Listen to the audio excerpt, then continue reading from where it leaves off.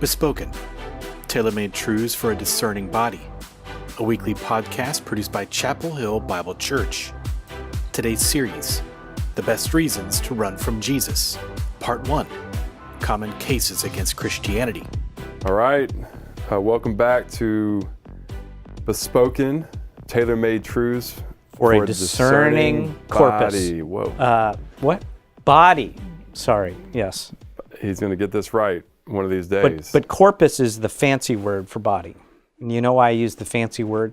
Why is that, Jay? Because for the Because yours is so fancy. Yeah, because for the next 3 episodes, we are going to get into the best reasons to not follow Jesus. And a lot of them come down to what pretty thoughtful, academically-oriented people give for the reasons that they don't think Christianity is valid. And we don't live in a place with those people, though.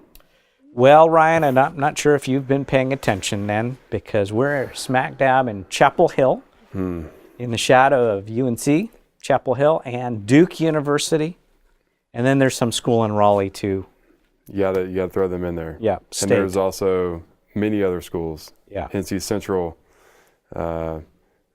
Wake Forest is not that Not far away. I mean, Elon, yeah. I mean, we're surrounded. So Ryan is jesting. This is a very academic Yes, area with a lot of absolutely. thinking, intellectual people. And in this environment, it's kind of liberal, and Christianity is not the Bible Belt. So Christianity is rejected by a lot of people, and they give different reasons that kind of fall into like 2 or 3 files, if you will. Mm-hmm. And for them, these issues are non-starters. So we're being a little cheeky with this, like the title, The Best Reasons Not to Follow Jesus, because we actually think these aren't good reasons. These aren't non-starters. But at the end, we are going to give what we think is the fundamental reason why people don't want to follow Jesus. Okay. Sound good? Sounds great. So I thought we would start with one of the biggest issues right now, and it's always been the case, but it kind of has different ways it manifests itself, but the moral convictions that Christians have. So you're technically a millennial. What are your millennial brethren and sistren?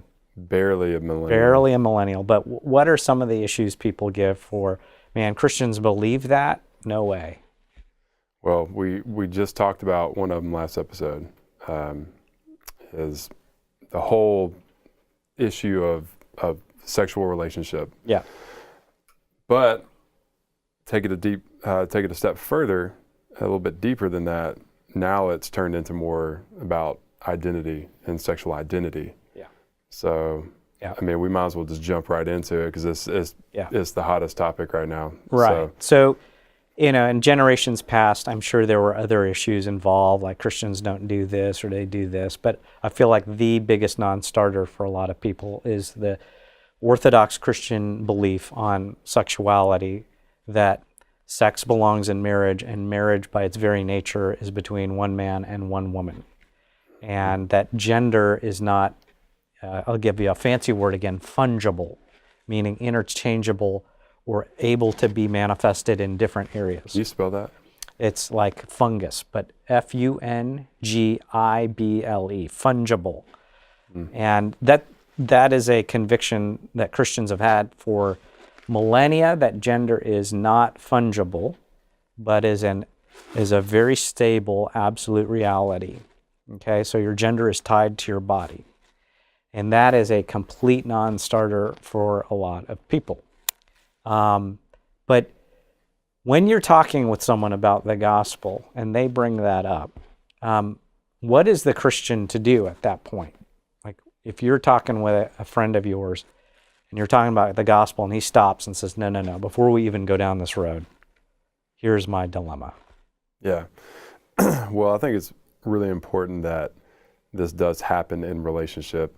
Yeah. It'd be really hard to have this conversation today, just riding on the bus, even though you might come across a stranger and you can speak the truth, but there's going to be some resistance there. So I think just having a posture of listening, one is just super helpful to to let them feel like they're heard, Yeah. and hear where they're coming from, and then ask them why they believe what they believe. Yeah. Help them understand their own position first, I think would be really helpful, because it's really easy to just get caught up in this conversation and just repeat some things, some sound bites that they might have heard. I would actually want to know, like, where are you getting this from, and can you show me your work a little bit? Yeah. And in a way that's not going to push them against the wall. Yeah. But as Christians, our work is in the Bible. Yeah. So we want to be able to say, like, what's your ultimate truth? Yeah. Like, what are you standing on right now? So you did something that's extraordinarily important for this whole thing is you are not trying to win an idea or an argument. You're trying to win a person. And so you start a relationship and you start to build actual mutuality of respect and loyalty and value for who they are, to learn their story, because there's usually a backstory to all of this, right? And you peel back the layers that the presenting issue of like belief about sexuality and gender isn't the bottom line. You peel that back and you look at a story that's underneath that, right? Because everybody has got a moral order. And so when you start to present the gospel, you have to have the ability to say, where does Christianity get its moral order? Because before you can even get to the goodness or the badness of Christian beliefs, you have to get to where does that stem from, right? So let's say the relationship is established. Yeah. This question comes up. Yeah. They have made their case. I'm not jiving with this whole Orthodox Christianity thing. Yeah. Where are you going to go? So one of the things I'd say after we've established some relationship is to say, can I explain to you what is the logic behind absolute male, absolute female, and how sexuality is to experience in a marriage between those two in a lifelong covenant? And that's where you say you're able to invite them and ask permission to talk about who you think God is. Because at the end of the day, that is our logic. Like the way that marriage works and sexuality works and gender works is a reflection of the character of God. Now you've done what is absolutely core in this whole thing, is you have not allowed an outer concentric circle of moral belief to get in the way of talking about the center of Christianity, which is Jesus. And you say, can we just talk about Jesus? Because if we talk about him and define him, suddenly we make sense of all the other things. And I think that's where you go with them. And I actually think, in most cases, you can have a reasonable, thoughtful conversation with someone who is not a Christian. In fact, someone who's even living in a gay lifestyle right now, or has very, a loved one who is in a gay relationship. I think you can actually have a careful, thoughtful, safe conversation and then go straight to the gospel, to Jesus. Okay. All right. Another thing in this environment is just the idea of reason and using logic and using the mind to the process. Very scientific method, even. Ethics is a discipline of that, right? So talk about that. Talk about how that might be a pushback against the Christian life. Yeah. So you bring up science, but we're going to get to that in our next episode. And we're going to have another guest with us. And she is a scientist who goes to our church. And so we're excited about that. But along with this is the whole view that, hey, if you're a Christian, you check you check your brain at the door. And you can't be an intellectual. And one of the things I think about having a thoughtful conversation with someone over like morality and sexuality, if you do it in a thoughtful way, you're both helping them to understand the logic of why we believe what we believe, but you're actually showing that you can be a thoughtful, thinking person and a Christian at the same time. So that's a non-starter for some people, but I think it's alleviated by how you even talk with them. That they've seen that you've read, you've thought a lot about this, you're fair with the opposing argument. So one of the things that turns people off is when you are not fair with the opposing argument.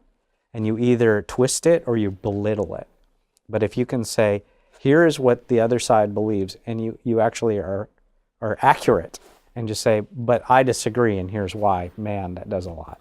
And I think the relationship part, just how our brains work, I've been doing a little bit of reading on this, and one of the things that we want as human beings is just to be known. Yeah. So the relationship helps people be known, and that kind of taps into more of our right brain, and the like just experiencing and feeling. But then as we're sending that information over to the left side to process it, to make sense of it, that's when we can kind of come full circle with, I'm hearing you, I love you as a friend in this relationship, but here are the reasons why I live out my convictions and why that shapes my whole experience with God and the world. And so you're kind of giving a holistic version of yourself. Yeah. And that is actually the mind. It's not this detached reality of feeling and experience, but it's both. Right. I think a good example of this, and he's actually an awesome example because he's Indian. His name's Ravi Zacharias. And so I would check him out, YouTube videos. It's Ravi Zacharias Ministries if you want to look on the web. But he's called an apologist, meaning he's constantly defending and commending the Christian faith. And he's really good about both being extremely logical and reasoned, but he also takes into account just human experience and emotions. And he's always speaking to both. Mm-hmm. And he's a great example if you want to check him out. Let me speak to Christians who sometimes struggle with what they perceive to be an anti-intellectualism within the church. That is a problem. I fully admit it. But you don't want to go to the other extreme. We're all like Mr. Potato Heads, like all cranium with tiny little arms and feet. The worst, Christians are not designed to be a mouth with tiny feet or a head with tiny feet. So just keep it balanced. But the history of Christianity, if you go back several hundred years, theologians were some of the leading philosophers, scientists, you name it, in the universities and intellectual life of the Renaissance and the Enlightenment. And so I think we're in a great day and age to say you can be a total intellectual and a big-hearted intellectual and be a radical follower of Jesus. So I just want to commend that to you, and that the more you give your mind to the Lord and love Him with your mind, along with your heart, I think the better you're able to actually share the gospel with folks struggling with really big, thorny issues like sexuality. Well, and as we talked about the millennials, I think one of the biggest hang-ups with the church today is, here's all this thought. I hear about what you believe, but I don't see it. Yeah. So it's bringing the thought to love. Yeah. And I think that's what's going to show the world that we are His disciples, and that this is what it means to know and follow Jesus. So, Amen. Amen. Amen. All right. So next episode, we're going to be talking about science, and we have a special guest, and she's awesome. Yes. All right. We'll see you then.